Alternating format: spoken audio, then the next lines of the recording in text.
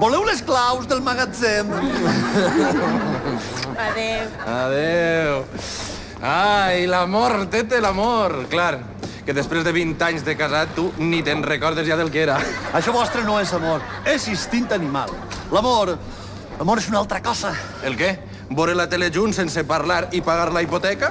Doncs sí, i aguantar les malalties de l'altre, i suportar les lleganyes matineres, i fins i tot netejar la seva roba interior. Ui! A nosaltres això no ens passarà.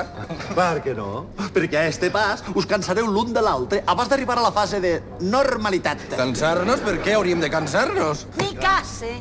Aprofiteu ara que esteu en el millor moment. I tant, i tant. Només bons ens quedem apegats l'un a l'altre, com un home casat al seu sofà. Així es va néixer la primera setmana.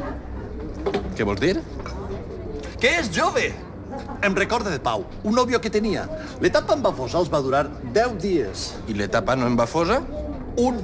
És el que passa a aquestes edats quan la relació només és física per vosaltres. Disfruteu! Disfruteu! Ei! Ai, mare meua, us heu assabentat de l'accident? Santi ha servit un xocolate amb allioli. No, un cotxe ha volcat i ha esclatat en flames, així a prop.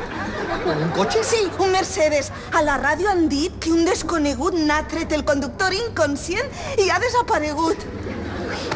Encara hi ha gent bona, mira. I tant! La dona de l'accidentat vol trobar-lo per a donar-li una recompensa.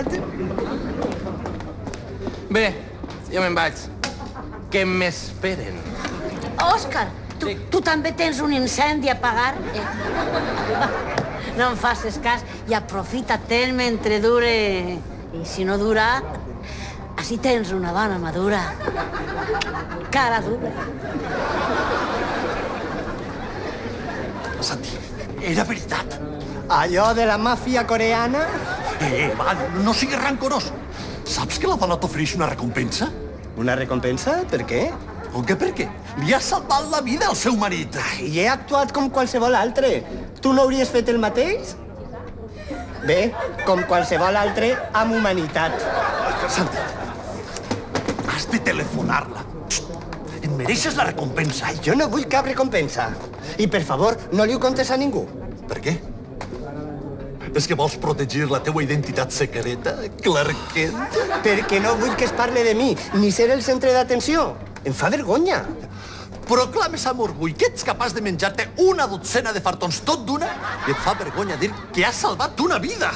En primer lloc, no ho vaig fer buscant cap recompensa. En segon lloc, per menjar fartons no t'unflen a preguntes. I en tercer lloc, eren 2 dotzenes de fartons.